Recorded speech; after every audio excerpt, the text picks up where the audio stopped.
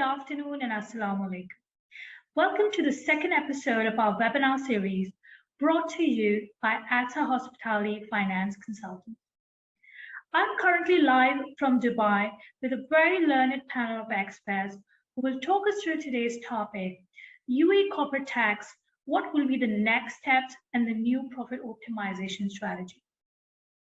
The webinar will last for 1 hour and therefore it will end at 5 p.m. UAE time. I'm Rabia Shokrat and I'll be your moderator and host for today's session. A little bit about myself. I'm a PwC qualified chartered accountant as well as an ACCA with almost 14 years of experience within finance and accounting, primarily within the hospitality sector. I'm also the founder and managing director of Atta Hospitality Finance Consultants. Atta is a Dubai-based, full-service, niche hospitality consulting firm that provides bespoke financial advisory services across the hospitality and tourism sector. We work with owners and operators of hotels, residences, restaurants, as well as recreation adventure concepts. Our areas of specialization are corporate and hospitality finance, asset management and owner rep services, hospitality consulting, pre-opening services, and learning and development. Joining with me today is a very, very rich panel of experts from the fields of tax, finance, asset management, and of course, the hospitality industry.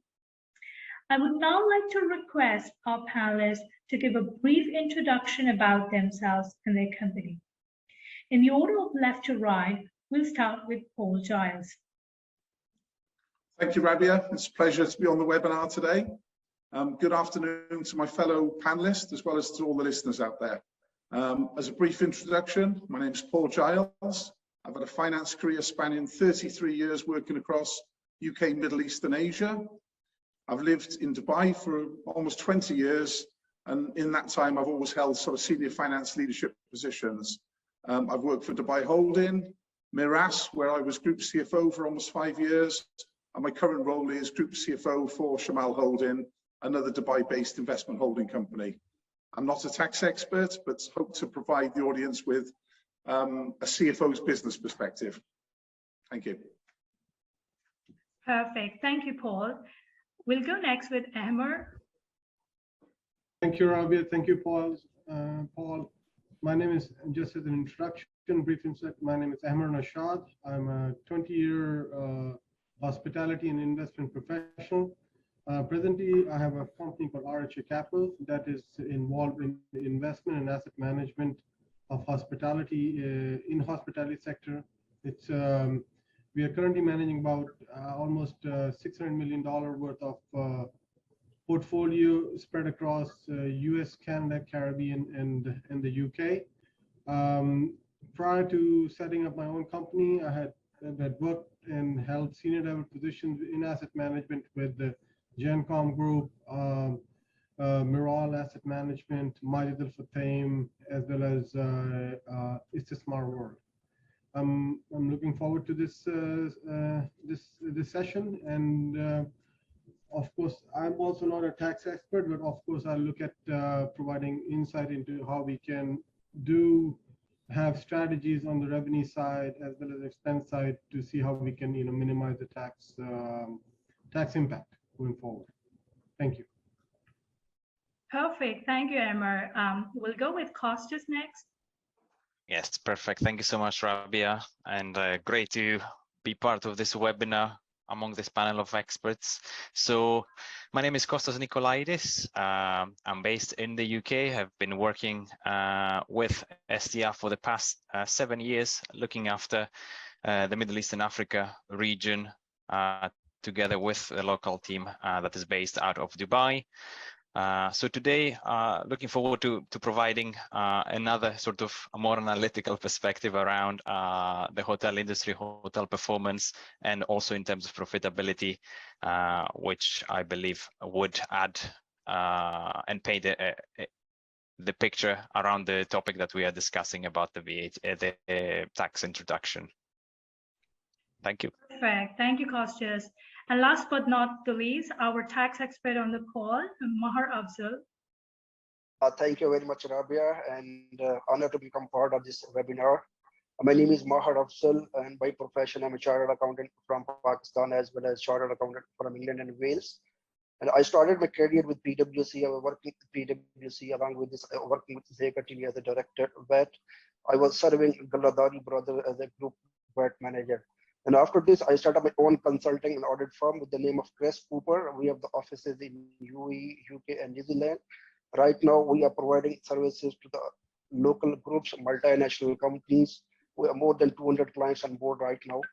Along with this, I was conducting open seminars on VAT when the VAT was being implemented here. And I was the main speaker on the accounting and finance show of Middle East for 3 consecutive years on VAT. Right now, nowadays, I'm writing weekly articles on the corporate tax and different other compliance in the UAE. This is from my side, and honored to become part of this webinar. Perfect. Thank you very much, everyone. Before we kick off the panel discussion, let me give you a bit of a background or recap around what we know so far. So most of us already know that UAE tax authorities announced that a new tax law will be introduced, which will be effective from 1st June 2023. With this, they also introduced some initial FAQs that addresses initial queries around the scope of tax and the applicability of procedures. Later in April 28, 2022, UAE Ministry of Finance issued a public consultation document that set out the basic principles of taxation. And at the same time, it also invited comments and concerns from interested parties and stakeholders, which I believe was a great opportunity for the wider business community to voice their concerns ahead of the announcement of the tax law. Now, the deadline for the submission of this commentary was May 19, 2022. What we know so far about the taxation and the basic principles that were highlighted in this document was that a federal corporate tax rate of 9% would be applicable on all taxable persons. Now, the taxable person is going to be a legal person, basically all the companies and the legal entities that are incorporated in UAE. It also includes permanent establishments, such as a branch of a foreign entity in case of, let's say, multinational companies that are set up outside the UAE. Additionally, it was also prescribed that a natural person, that is an individual who is engaged in a business and generates business income, his business income will also be taxed and subject to a corporate tax rate of 9%. Now, for all the taxable persons, the taxable income of up to 375,000 dirham will be zero rated and will not be subject to tax. The portion of tax that exceeds 375,000 dirham threshold, that will be subject to a 9% corporate tax. For larger MNCs, it has been mentioned that a different tax rate will be provided depending on the threshold of the annual revenue. Now, looking at the exemption category, 6 exemptions were announced, which will fall outside the scope of corporate tax, and corporate tax will therefore will not be levied on their income.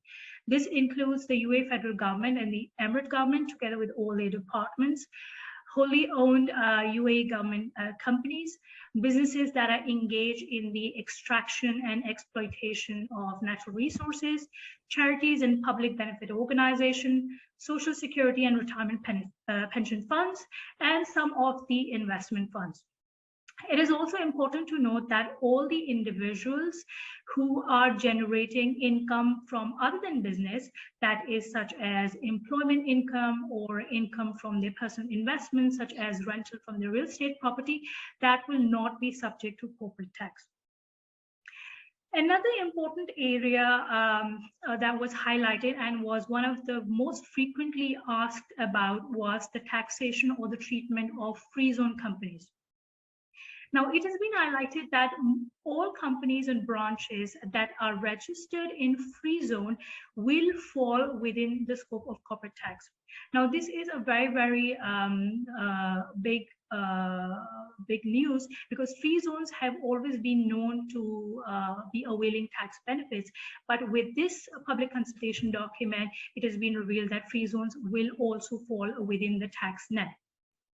However, it has been further clarified that tax incentives will continue to be applied to the free zones. So such as if free zones are entering into transaction with companies in the same free zone or other free zone, that will be zero rated and tax will not be applied.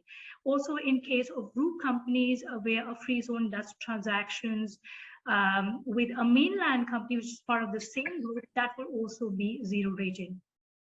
However, if a free zone generates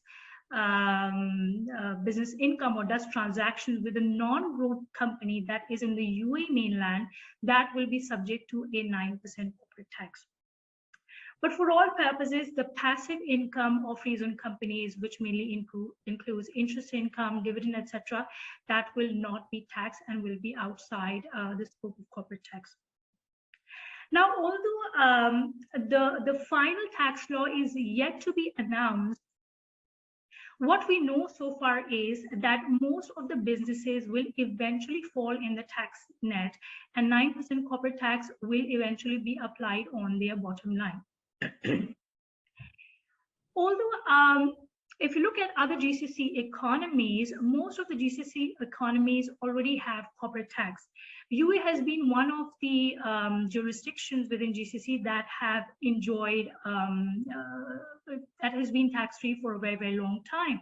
And business owners have enjoyed tax-free profits all this time.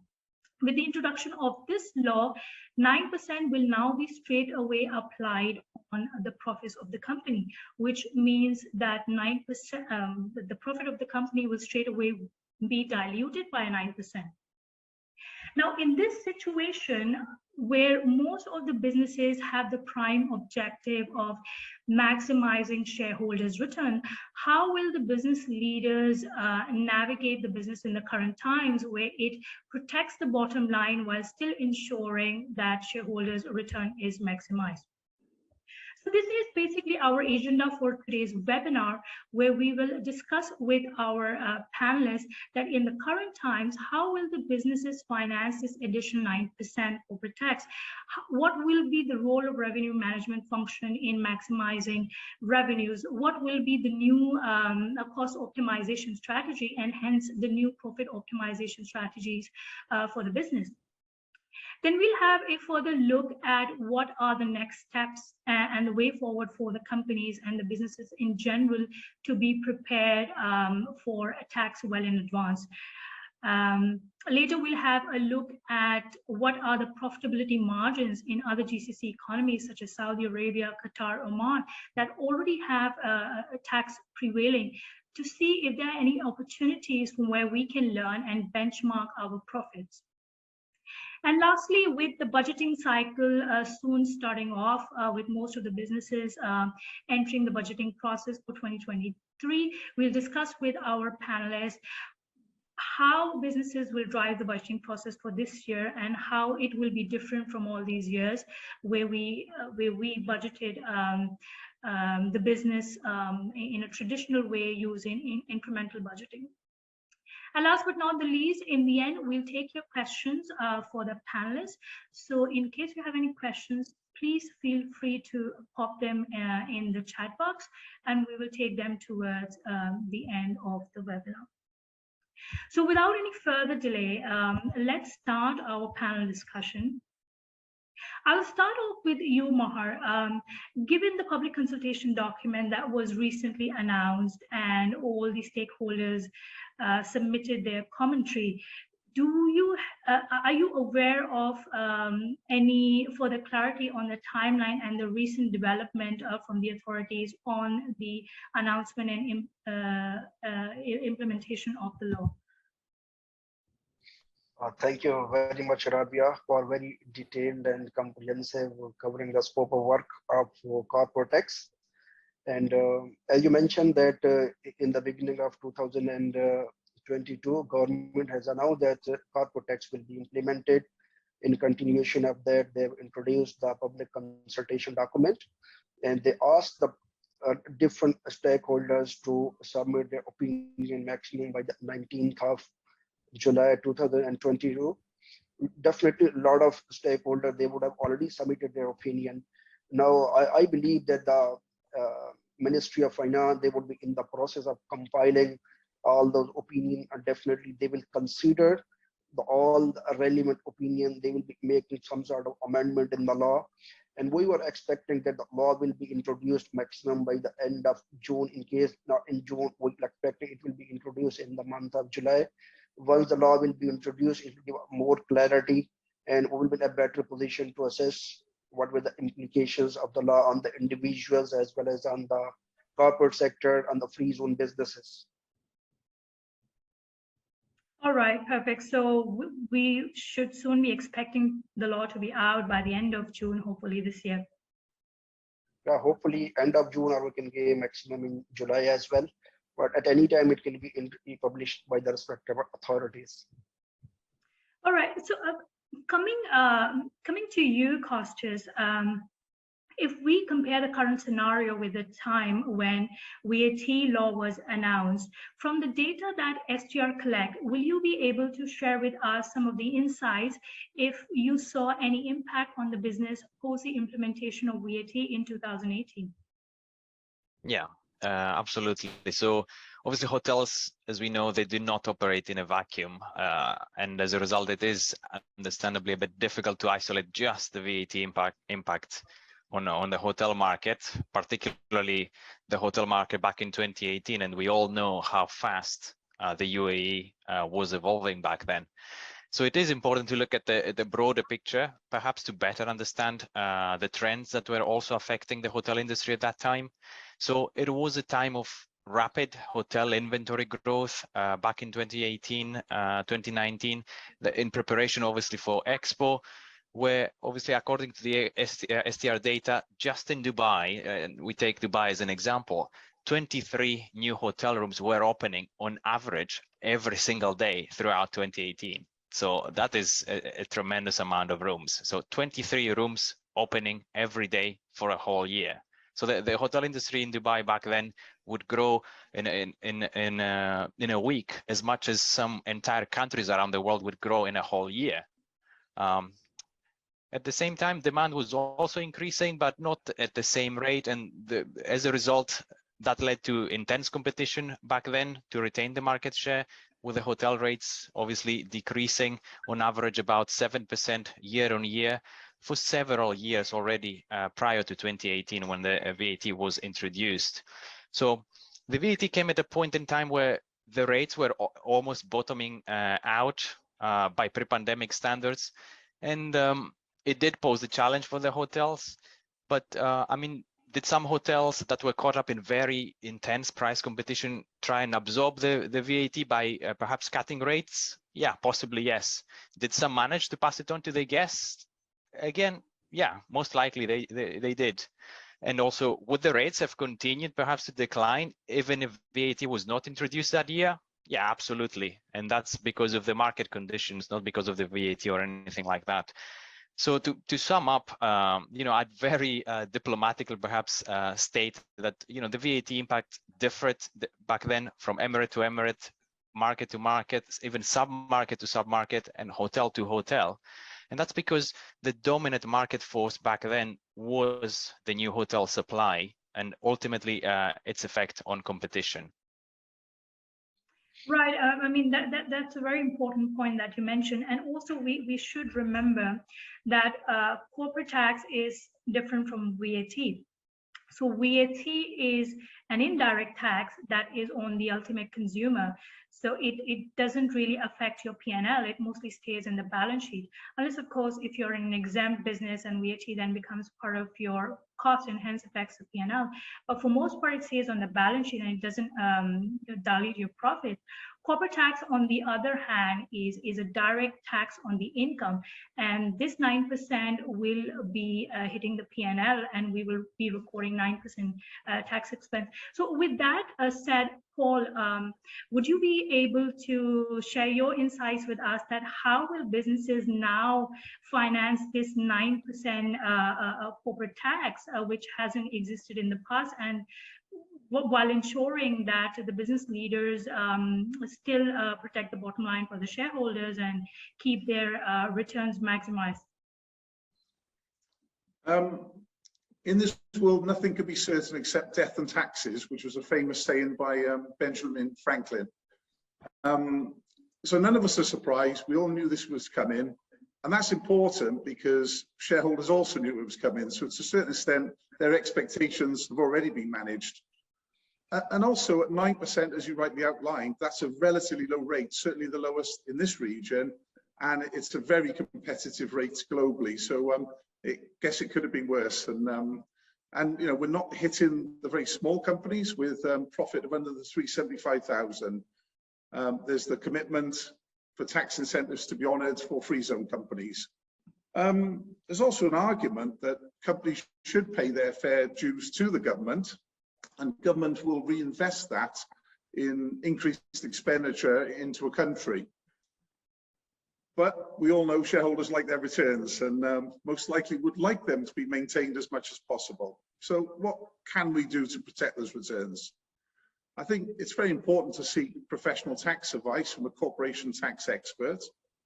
We're not trying to avoid tax here, but we're making sure we're taking the right decisions and the right structuring changes within our companies to sort of minimize that impact. Now, we could just look at increasing selling prices to maximize revenue. As an example, if a company is making a 20% net profit, which is now subject to 9% tax, there's effectively a 1.8% hit for them. So could they increase prices by 2%, which in the overall scheme of things doesn't sound too big, and maybe we could do that to maintain profit. The other thing, of course, is to look at the cost structure and see if there's any further cost savings that can be achieved to protect and optimize that net profit. And finally, of course, looking at the extra opportunities that could be created from government taking that money and reinvesting in the country and making sure we tap into those revenue upsides as well. Right. Brilliant. As you said, there are only two ways to optimize profits. Either we increase the revenue or we reduce the cost. And traditionally speaking, in such situation, there's always a pressure on the cost line where businesses are forced to go into downsizing and cost cutting and cost containment and you name it. So with that, coming to you, Emma, what do you think will be the role of revenue management function, and how can revenue management function play their part in ensuring that they are able to tap on every extra revenue opportunity and hence maximize their revenue and contribute to the tax expense? Thank you, Rabia. Thank you, Paul, Mar, Kostas. Essentially, I mean, the important thing is, of course, the guidelines. I second what Paul said. You gotta get the right tax advice, and also once the tax guidance are out, you know, along with the consultant like Mar, you guys, you know, the companies need to understand how each and every revenue stream and income stream, as well as the expenses, are treated. And based on that, you derive your revenue maximizing strategy. So if I were to draw some parallels with the jurisdiction where I'm currently working, you know, here essentially in US and UK, you know, the revenue streams which are more associated with fixed assets. So for instance, assets related to rooms and fixed leases are more you know, are more protected in terms of taxes. So, you know, essentially you look into those type of income streams, try and maximize those, try and reduce your seasonality, try and focus on base business that can help you then yield the rest of the revenue stream. So for instance, if you have a base business which is long-term, like long-term rentals, or you have a permanent business like airlines, which essentially creates your bottom line revenue in terms of rooms. Then on top of that, you can maximize the rest of the transit and the group business coming. Focusing on group business as well is an interesting angle, because when the group business comes, they not only spend money in the rooms, but also in the other parts of the part of a hospitality asset. So try and focus on that as well. In addition to that, it's important to understand the income streams and look for that as well, those which are exempt or which are tax exempt, or for instance, I mean, again, I'm not clear till today, I mean, how the gratuities will be treated, the tips, the service charges, all of these things are part of your top line, which will get impacted. There's also the part which I'm sure Paul is appreciative, is that the tips and the gratuities have to be dispersed as well, and not every hotel, and there are no specific guidelines. They vary from one operator to the other. So, essentially, you need to understand all of these, the impact of the different pieces of the tax, how that could, and accordingly, you'll have to, put your revenue management strategy together. The other thing also, last but not least, is look for tax credits. Look for if there are any tax credit schemes that are there in place. Quite a few of them or help them not only for you to maximize the revenue, but also help you pay towards your capex, pay towards your renovation costs or your reserves, FF&E reserve that you're I mean, I can give you an example in here in one of the states in the US, in Puerto Rico, because of the post-hurricane, they're trying to really push the tourism, and they're providing tourism tax credit for the companies to essentially come in and invest and develop more hotels. So these kind of schemes that people need to understand and appreciate, understand how the different income stream and the revenue are getting impacted. And based on that, you derive your strategy. So that's essentially, in a nutshell, on the revenue side that I can say. Right. Thank you, Emmer. So certainly, revenue management team, they need to do a deep dive and look at every single opportunity which can be leveraged to maximize the revenues. So this is the revenue side. Paul, coming back to you, on the cost side, this is always an ongoing thing, right? Looking at all possible ways of optimizing the cost structure. But with tax in mind, how do you think, what additionally businesses can do to alter its cost structure? Well, I think the first thing to bear in mind is reducing cost is not as easy as it sounds. If you go back to 2020, going through the pandemic, we all went through a huge amount of work to drive cost out of the business. We had to, purely to survive and get through the pandemic. So there's a high chance you've already taken all the low-hanging fruits and made significant cost reductions. Secondly, it's a very volatile marketplace at the moment with geopolitical issues, Ukraine war, raging inflation levels, government supplying increasing interest rates, fuel costs exceptionally high, driving up transportation costs. So we're already under real battle to keep costs under control as it is, let alone to try and drive that down. And probably the third aspect is we would like to increase our selling prices. Our supply chain are having the same discussion, thinking of the same, how they can pass on prices as well. So there's a real battle on the cost side as is. Look, nevertheless, we should continue to do all the things you do for driving down cost, reassessing our cost base, eliminating any unnecessary expenses, make things as lean as possible, look for additional procurement savings. That could be changing suppliers, that could be pooling purchases together, for example, facility management contracts to drive economies of scale savings there, perhaps lock it into longer term contracts to avoid sort of, price escalations. If you're importing, take advantage of the, relative dirham strength really in relation to other currencies at the moment.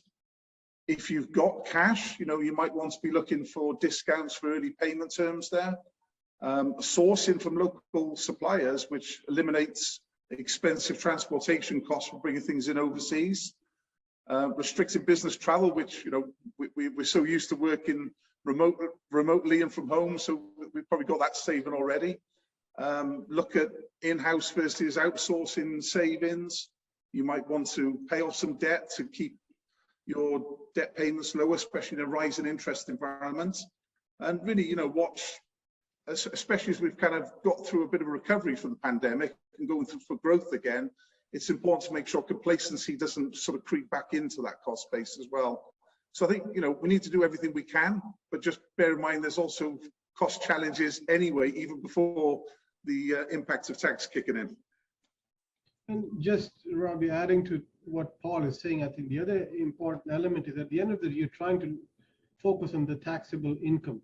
So there are a few items in addition to the actual costs that are impacting the cost is essentially your amortization and depreciations. I mean, those needs to be, for the time that I worked in the Middle East, I mean, and especially in Dubai, in the UAE, it was not an important aspect at how the depreciation is treated, how the different fixed assets are accounted for, and even the buildings are you know, how they are accounted for in the overall scheme of things. So, and then also the amortization of various long-term and short-term expenses, including insurances as well. So I think as part of this overall looking at the cost structure, an asset owner needs to, a hotel owner, working with the hotel operator in particular, needs to, make sure that the right type of depreciations are in place for various pieces of the asset, whether it's FF&E, whether it's building, whether it is your, short-term pieces of it, equipment in your food and beverage area, and also, in terms of also amortization of various equipments and operating equipment versus capital equipment that you have. So all of these needs to be re-looked at, and this is where, of course, it also impacts your budgeting process as well on a go-forward basis. Yeah, probably it would be a good opportunity for businesses to either adopt a different budgeting strategy this time, to go for zero-based budgeting, or a full value chain analysis to see which activities could be eliminated if they're not adding any value to the business and are costing money. Coming to you, Mahar, from your experience in other tax economies where there has been corporate tax and VAT for many years, what have you seen is the impact of such tax reforms on businesses, and how does it really impact tourism and hospitality industry specifically? Okay, the impacts that would be on the businesses, first of all, this corporate tax will not only impact the businesses, it will impact on the individuals, it will impact on the shareholders, it will impact on the government as well. A lot of stakeholders, it will impact on all stakeholders. And so far, the impact on the businesses are concerned, some impacts would be very common impacts. Sorry for this. Like the businesses will have some sort of bureaucratic cost, they will have some sort of compliance card, they need to train their employees, they need to bring the professionals on board who have experience in the IFRS. These will be some common costs for every businesses. There will be some sort of deficit in the working capital as well, as the Paul and you have already mentioned that businesses need to bridge this gap by injecting more working capital for the smooth operation of the businesses. These will be some common impacts. Moreover, the most important thing, as the Paul has already mentioned, that it will straightforward 9% will have a straightforward effect on the bottom line of the businesses. The profit will be diluted by 9%. Now it depends upon the businesses, shareholders. They wanted to keep the same margin. In case they are thinking to keep the same margin, they will have reverse working, and based upon the reverse working, either they will be increasing the prices or they will be cutting the cost. In case they are increasing the prices, once the prices will increase, it will have impact on the purchasing power on the people. Once the purchasing power of the people will be reduced, it will impact on the demand, lesser growth at the end, lesser production. So they will be, in the short run, we can say they will be short run, the economy will be slowed down, but in the long run, it will sign off transparent and credible economy. On the other way around, as Paul has mentioned, that in case the business are planning to cut the cost, in case they are cutting the cost, straightforward. Again, it will impact a demand and supply concept. A demand of the services, the goods or services will be reduced in the market. When the demands will come down, again, it will have a direct impact on the growth. So these are the major impacts. Moreover, it will impact on the foreign direct investment, slight impact, because initially, whatever the shareholder were expecting, now that 9% straightforward will be diluted. So these will have a major impact on the businesses. At the same time, if we're looking on the very positive side of the corporate tax, the positive side is this is a sign of credible and transparent economy, because the profits that are in the hands of the shareholder, it will be diverted towards the government, and government will have more money to spend on the welfare of the public. Like the UAE, we can observe that the government is providing very high class infrastructures, government is providing very good hospitals. The more amount of money the government will have, the government will spend more money on the welfare of the public. So far as your question regarding the impact of corporate tax on the hospitality sector, hospitality sector is also part of the businesses which are in UAE. So it will have a straightforward impact on the hospitality sector as well, like any other business. Their profit will also be diluted by 5%. Again, they need to adopt the strategy, how they are moving forward. Are they increasing the prices? Are they cutting the cost? So the same strategy would be applicable on the hospitality sector as well. So at the end, I will say that in the short run, it will have impact on the growth, but at the same time, it will have a transparent and credible economy. So these are the overview, we can see it will have on the businesses. Right. I think I would really agree on that. That's a really good point. I mean, we need to look at it in an optimistic way, that while the government is taking away 9% from the businesses, but it is putting it in a pool where it then spends on the infrastructure, on the economy in general, on the people, that will then have a favorable impact on the tourism or hospitality industry in the long run. So coming to you, Kostas, STR collects a lot of data for benchmarking, right? Can you share with us what are the profitability margins in other countries like Saudi or Qatar or Oman, where corporate tax has already been there? And if there is an opportunity for us to benchmark the profitability margins of UAE with these economies to see if we can further boost the bottom line.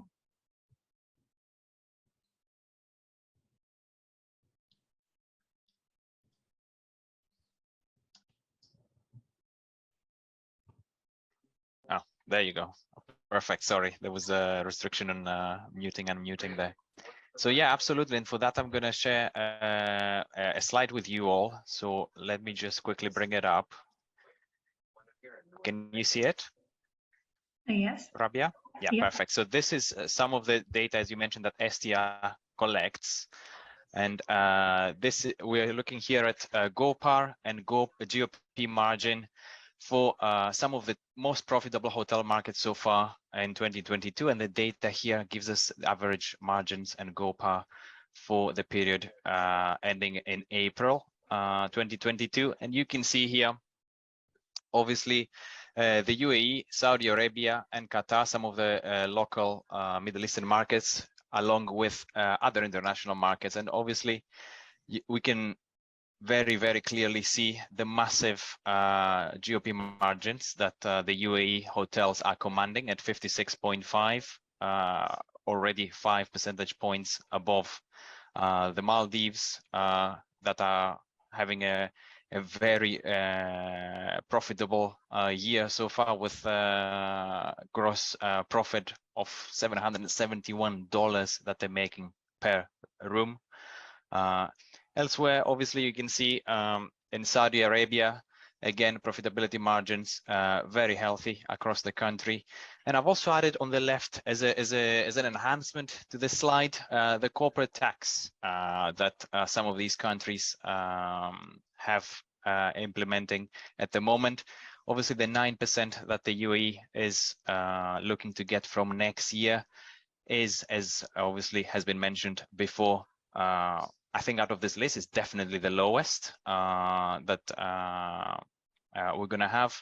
And at the end of the day, you know, the impact is going to be obviously millions and billions of dirhams, but being the lowest, it's not going to have the impact that we would expect as an investment from an investment point of view, or from an ownership point of view. It's still going to be a very, very highly profitable country to operate a hotel in and make very, very healthy profits. Obviously, everyone is going to look for ways to optimize, and that can be done, obviously, as mentioned, through corporate and legal restructuring to minimize the impact, or other similar measures. But that is obviously, from my understanding, a bit of a science, a bit of an art, a bit like the hotel analytics that is my domain. And that is where the focus obviously is going to be in the run-up until the tax is implemented next year. All right, perfect. That's really insightful, Costas. And looking at the numbers here, it already seems that UAE within the region is on the highest end, with the highest GOP per available room and the highest GOP margin. But part Correct. of it could also be because of the expo this year, right? That Yes. is a one-time item for this year. But even if we were to Absolutely. exclude it, we would be still closer to Saudi Arabia, which is sitting at 44%. Yeah, so all these markets obviously are implemented by the changes that are taking place. Obviously, the post-COVID, the pent-up demand that is now flowing through a lot of these markets. Obviously, the UAE has the expo effect as one of the key drivers, boosting the margins, and also inflation that has affected pretty much everything, every country around the world, and every household. And every hotel in increasing the rates, the average daily rates. So that definitely has an impact on the bottom line and the profitability. Right, brilliant. Thank you for that, Costas. So now that we look at these numbers, I'm a bit perplexed. Talking about the revenues, we talked about looking at the opportunity for revenue maximization, and now looking at the numbers, UAE is already on the higher side. In good times, UAE has always enjoyed occupancy levels between 80 to 85%. So when we look at revenue maximization opportunities on the occupancy side, then there's only so much that can be done. And then we end up playing with the rates in the end. So what do you think, Amar? How can businesses look at their business mix differently this year to focus on more profitable business segments? Let's say moving away from OTAs or FITs, which yield low profit margins compared to probably the corporate sector. Yeah, so thanks, Rabia, and thanks, Costa. That was very insightful. Essentially, the way, I mean, again, I've looked at in the past, is you basically have a box.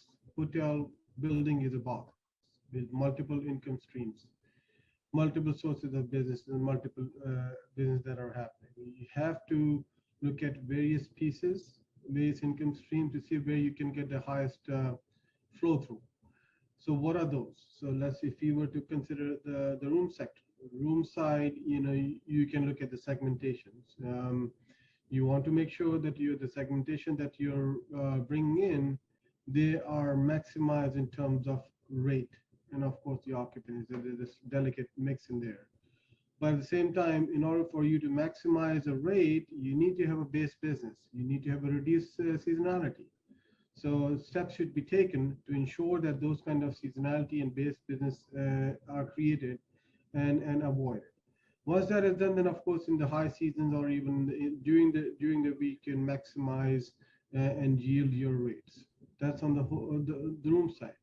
Then in terms of the food and beverage and banquet, you want to make sure that the business that you're bringing in, especially on the room side and on the group side, they have a F&B component. Banquet business, of course, more profitable than food and beverage. So you try and look at business that essentially spends money in that box, whether it's in food and beverage, whether it's in spa, whether it is in other elements, whether you have the beach club, etc. So that's the other pieces on the food and beverage side.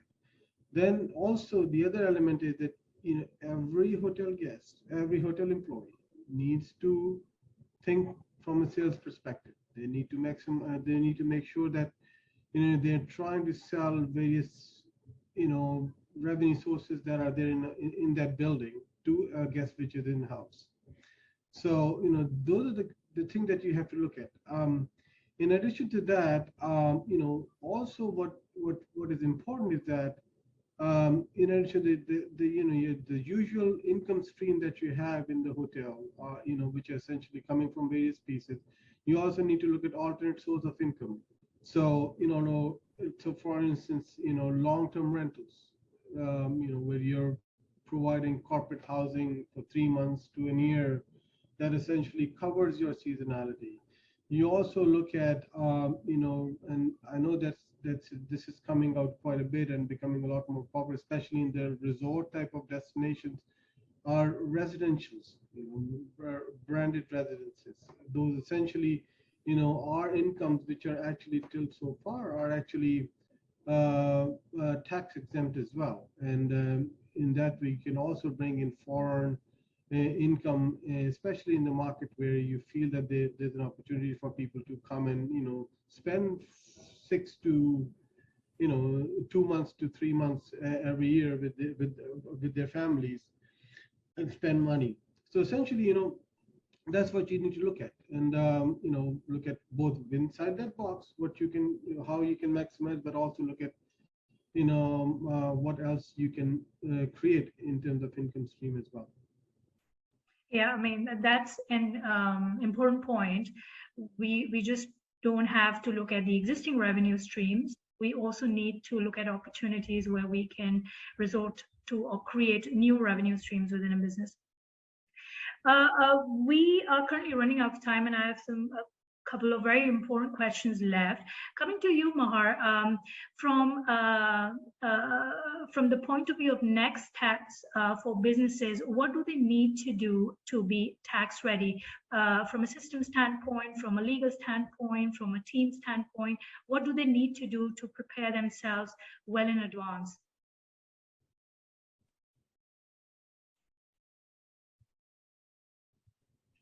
Mahar, can you unmute yourself?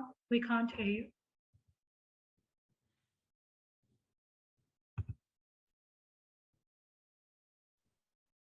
Hello, can you hear me? Yeah. Yeah, sorry. So far your question is concerned, the most important thing is the businesses needs to position themselves, first of all, based upon the product and services that they are offering into the market. Either they are offering on the UAE mainland, either they are offering in the free zone, or they are offering out of the free zones. So they need to position themselves. If they're giving the services in the free zone, then they need to go and position themselves accordingly. If they are giving the services, then the worldwide income will be subject to tax. First of all, they need to position themselves. The second most important thing is they need to be ready for the smooth implementation of the corporate tax. And for the smooth implementation of the corporate tax, definitely they will be required the professional. They need to bring the professionals on board. They need to provide them a training so that the corporate tax needs to be implemented very smoothly into the businesses. And the third most important thing is the business needs to think about the restructuring as well, because we know this, that the corporate tax is not applicable in case the entities are part of the same corporate tax group. So if the businesses, as per the consultation documents, are being held 95% under the same common ownership, then they can go for a corporate tax grouping. Then based upon this, they need to think about the restructuring. And second most important thing is whenever they are thinking about the restructuring, they need to look into this carry forward of the losses as well. Because if they're a group and this is 95% common control ownership, then they can adjust the losses of one unit against the taxable profits of the other unit. They need to think about this point of view also. So in this, all these things will be covered under restructuring. And the most important thing is a lot of businesses might be thinking to change their year-end financial year as well, because we know this, that the corporate tax is applicable for financial year starting on or after 1st June 2023. So if the financial year is starting from 1st July 2023, tax would be applicable from that date. And if their financial year is starting from 1st of Jan 2024, tax would be applicable from that date. So some businesses might be, they would be planning how to save the tax for the 6 months. There are no anti-avoidance tax rules has been introduced till now. Might be they would be planning like this as well. So these are the key steps.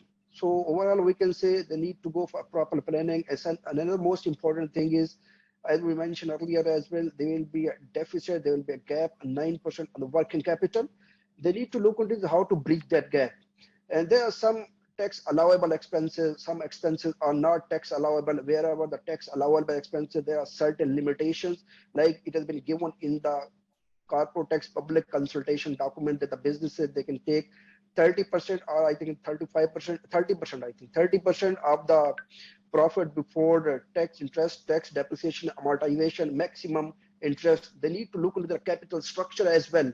So maximum up to which level they can claim the input, so they can claim basically tax allowable expenses on the interest. So very small businesses, usually they are not keeping the invoices we have observed in the market.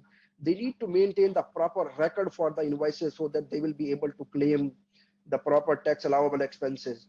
So these are the very short and to the point steps. On overall basis, we can say that they need to prepare themselves for the smooth implementation of corporate tax, and wherever possibility, they need to go for restructuring and planning to take the maximum benefits by keeping themselves within the law.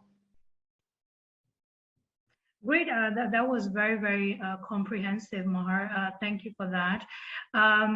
We are almost running out of time, and I need to take a couple of more questions and then questions from the participants. So Paul, your closing remarks on how should FP&A teams drive the budgeting process this year in the light of the upcoming corporate tax? It's funny because everything I was about to say, Mahar's just covered it in his last question, actually. So look, I'm first of all glad we're working on a Jan to December year end, so at least I don't have to worry too much about this until Jan the 1st, 2024. So maybe not an impact next year for us personally, but obviously other companies will be impacted. Yes, look, FP&A teams, this is not the tax department or the financial accounting department. FP&A teams need to understand tax and need to be able to model that through their budgets, forecasts, feasibility evaluations. So it's very important they have understanding of the law when it does come out, and you know, the structuring of the tax group and the ability to set off losses, this issue about capping the interest expense up to the 30%. So there's lots of different rules they need to take into consideration. So when that law does come out, they need to study it in detail and make sure their models are reflective of those rules. Thank you, Paul. Emma, your closing remarks on how should hotels budget their revenues and expenses, even for that matter, for the next year? I think it's very critical. I mean, first of all, have a thorough understanding of when all the laws come out, understand how that impacts various income streams. And of course, there's a proper budget process that you already have in place with the operator. You want to start that process early, and also more importantly, preempt the operator and work with the operator on the budgeting. I mean, they at the moment they are only providing, they're only worried about it until the GOP level. So this is kind of a mental shift that you will have to face with the operator as well. So start the dialogue now with the operator, whether it has to be at the hotel level or it has to be at the regional or the corporate level with them. So they are also prepared for this change. And they can play a very major role in your budgeting, forecasting, more importantly, in creating better and more quality bottom line. So essentially, that's what I can say. I mean, you have to get yourself ready and your operator ready for this. Right. Thank you very much. I would now take a few questions that I received on the chat box. Some of them, I believe, have already been answered with regard. So someone has asked if the financial year is December, will the corporate tax be applicable from the calendar year 2024? So I believe Mahar has already answered that, since the implementation of tax is from 1st June 2023. So whatever is your financial year after this date, tax will be applicable from that date. We have another question. Perhaps Mahar, you can take it. Is there any timeline to complete corporate restructuring for tax planning purposes? Till now, there is no timeline given in the corporate tax consultation document. And as I mentioned earlier, till now, tax anti-avoidance rule has not been introduced. Might be the government will introduce it, might be the government will not introduce it. So till now, we don't have any news. We can't say anything conclusively. So we personally believe that we can go, you can go ahead and you can go restructuring, but it must be done before the implementation of law. I think before the introduction of the law, it will be quite helpful for you. Yeah, we have another question. What will be the impact of corporate tax on rentals, both from residential and commercial properties, from the sale of residential and commercial properties? So I believe, and I think Mark can add to it. So I believe if a company is engaged in that business, so it certainly will fall within the tax net. But if an individual is holding those properties as personal investment, so that will be outside the scope of corporate tax. Mahar, you can. You are very right. You are very right. If the individuals are owning any property and they are getting any rentals, it will be considered passive income. It will not be subject to corporate tax. In case any management company is involved in this business, they are taking the property, giving the property on lease, then the income will be subject to tax.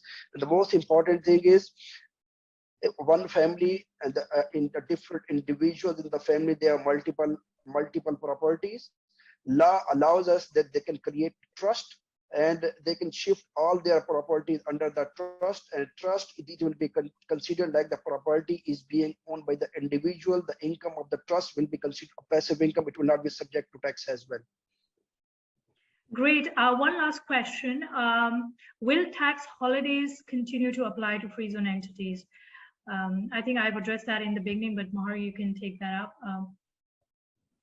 Yeah, it will be very clearly given in the public consultation document what of the incentives are being offered with respect to free zone, and the businesses which are in the free zone, they will keep enjoying those incentives subject to the condition that they are meeting a regulatory requirement of the respective free zones. And I personally believe that every free zone a different requirement for the tax exemption period. So in case the business is there, they are meeting the requirement, they will keep enjoying the benefits. All right, perfect. So I think with this, we will conclude our webinar for today.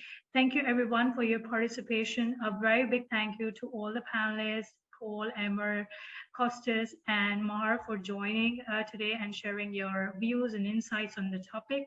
If you have any questions on the topic or would like to know more, please feel free to reach out and email us at info@axaconsultants.com.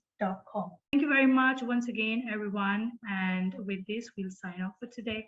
Have a great weekend.